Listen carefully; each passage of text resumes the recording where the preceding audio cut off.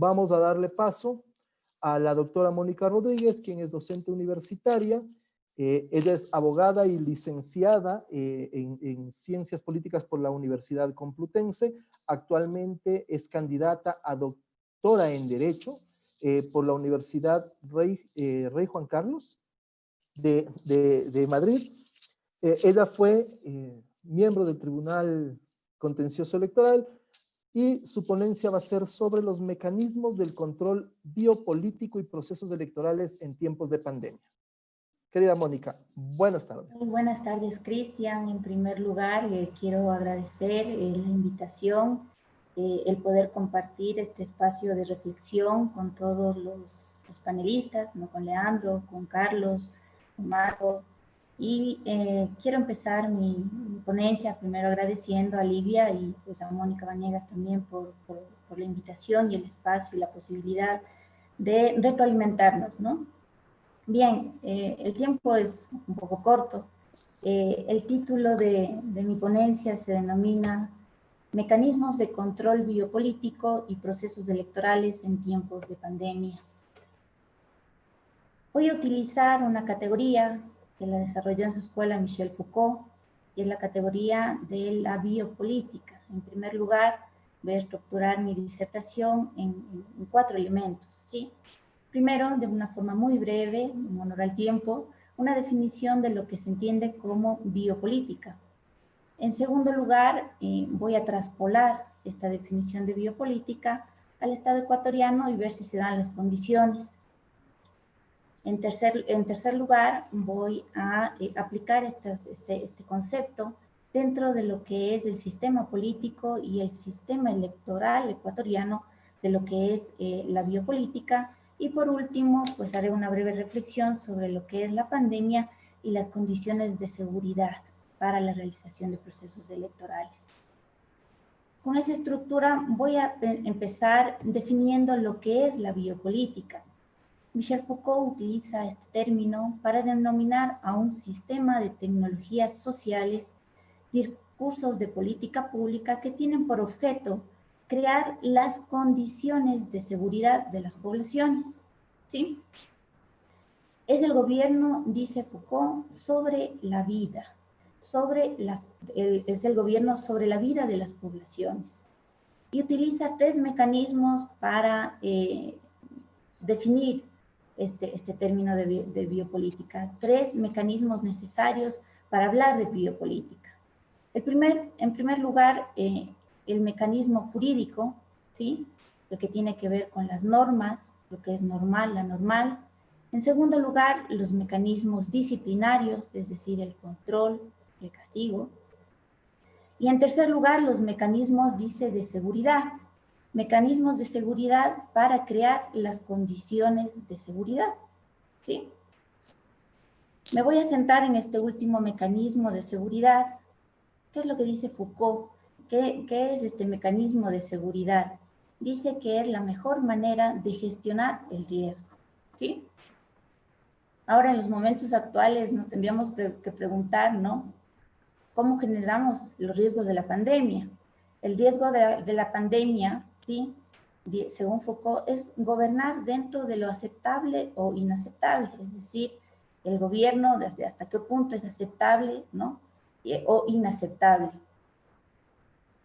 No quiere decir que con este mecanismo de seguridad queremos desaparecer el riesgo o prohibir el riesgo, ¿no? Sino que se trata de la gestión del riesgo dentro de lo que es aceptable e inaceptable.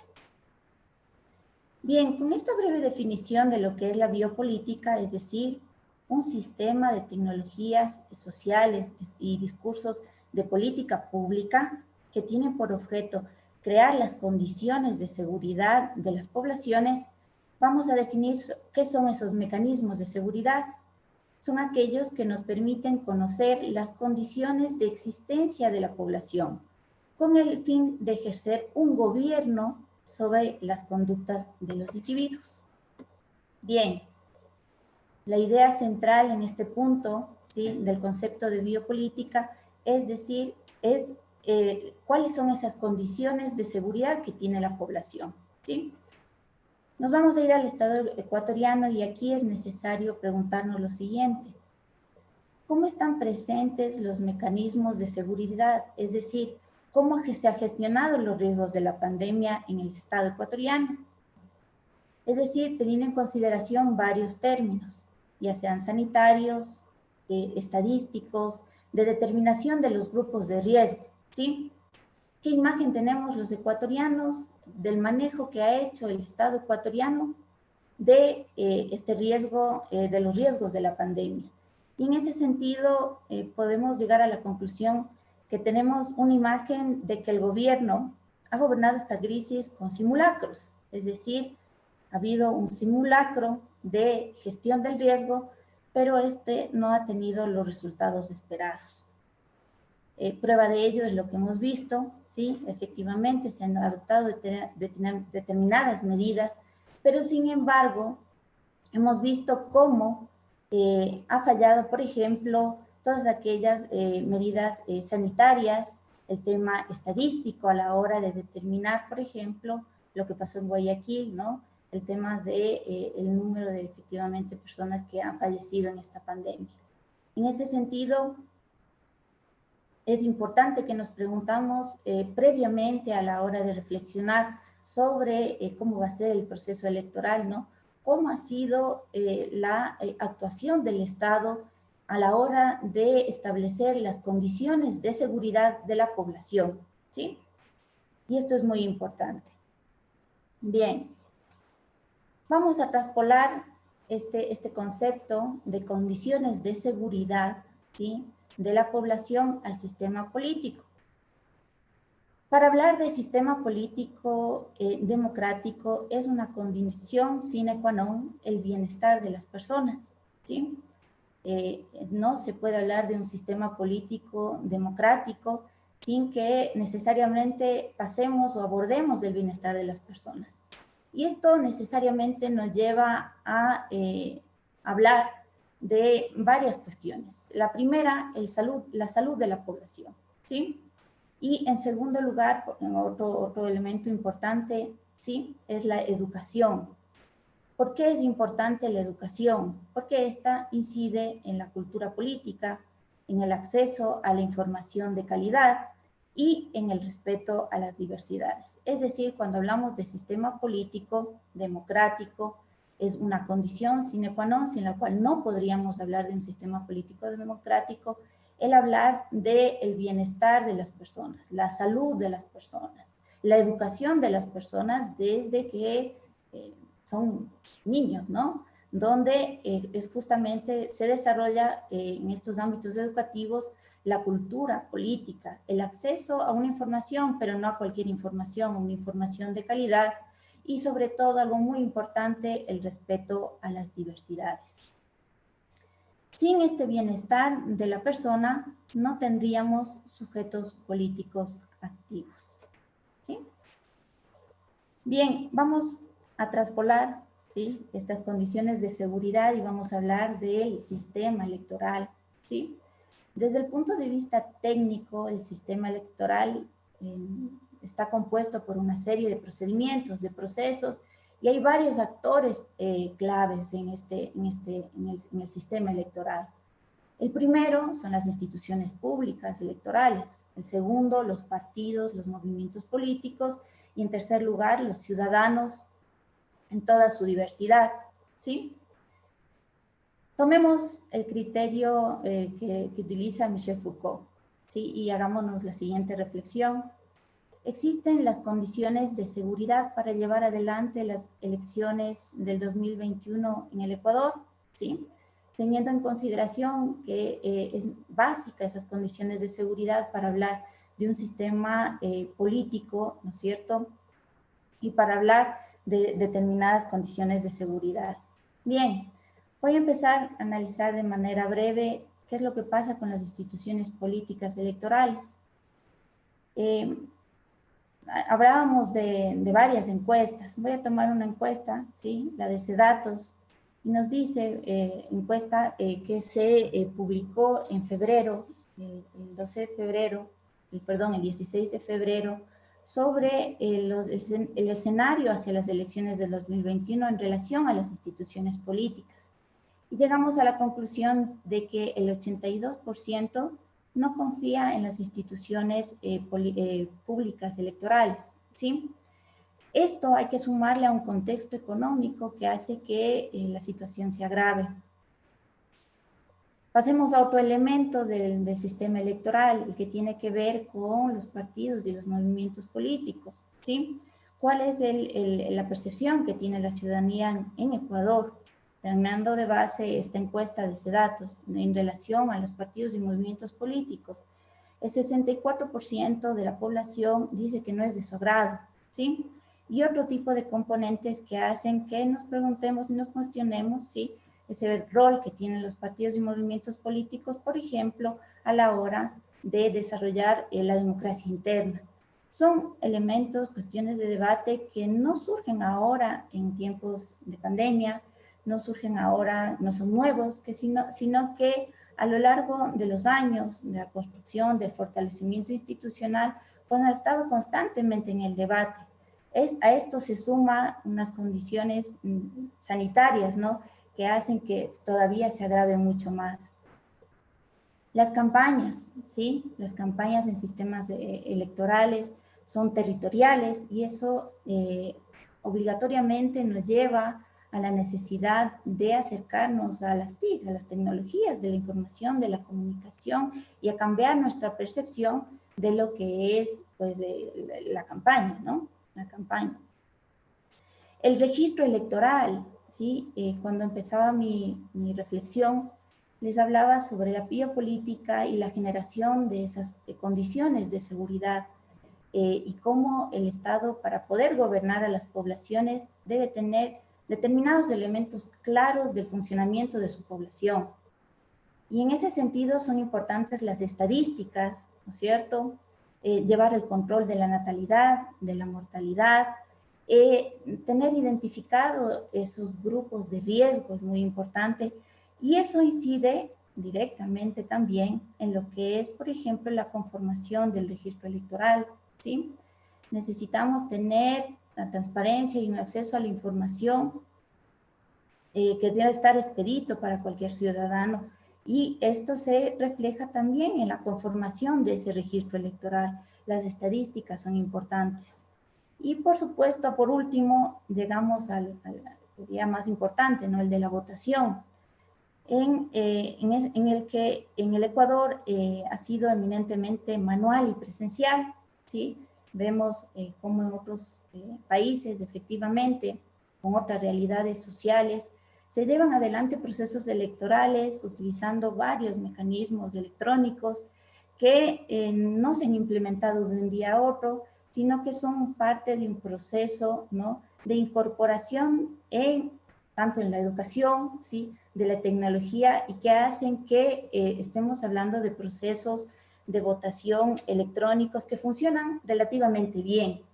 Sin embargo, en el caso ecuatoriano, la implementación de estos nuevos mecanismos de votación, de voto temprano, de voto electrónico, de voto por correo, aparte de que tienen unos costos adicionales que aún no se han hecho las inversiones necesarias, nos llevan a reflexionar que necesariamente para poder implementar esos mecanismos que funcionan muy bien en otros estados, necesitamos del apoyo económico, de un presupuesto sólido, pero además de un proceso de educación, ¿sí? Desde la primaria, insertar estas herramientas tecnológicas, no solamente en el proceso de enseñanza, sino también en la adquisición de valores de cultura política.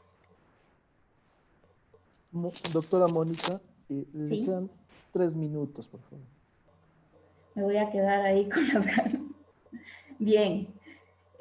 Bueno, vamos a seguir con estas condiciones de seguridad de la pandemia. ¿Qué es lo que nos devela? Sí, ahora que estamos viviendo una crisis sanitaria que nos afecta a todos los estados desarrollados en proceso de desarrollo, todos estamos afectados por este riesgo, ¿no es cierto? ¿Qué es lo que ha develado la pandemia en el estado? Las fallas estructurales, ¿sí? ¿Y cuál es la conclusión a la que podemos llegar? Que la viabilidad del Estado, sociedad, está en peligro. Entonces, preguntarnos y estoy hablando de la realidad ecuatoriana, cómo van a ser esas elecciones, va de la mano, en primer lugar, de preguntarnos, ¿existen las condiciones reales para poder realizar unas elecciones en términos de seguridad? Y esto lo pongo en la mesa del debate porque es necesario, creo que plantearnos antes de llegar a establecer cómo van a ser esos nuevos procesos electorales, es necesario plantearnos la inmencia de un pacto de varios poderes, ¿sí? Un pacto en la que podamos incluir no solamente a los movimientos sociales, a los actores sociales, a las élites políticas, a las élites económicas. ¿Para qué? Para asegurar unas condiciones básicas de la supervivencia de la población, condiciones de seguridad de la población, per se, a cualquier sistema político, a cualquier proceso electoral, debemos garantizar unas condiciones de seguridad de nuestra población. Y eso va de la mano, como les digo, de valorar y reflexionar sobre este peligro que tiene en estos momentos la viabilidad del Estado-sociedad, ¿sí?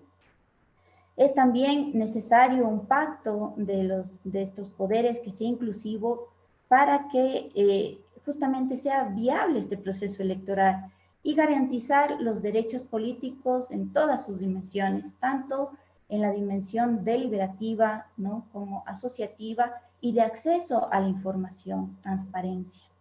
Pero también este pacto, como les digo, en este contexto donde vemos las fallas estructurales del Estado ecuatoriano, nos lleva a hablar de otro tipo de seguridad, la seguridad, por ejemplo, alimentaria, laboral, que es necesaria debatir y reflexionar para poder plantearnos cómo va a ser este proceso electoral en el año 2021.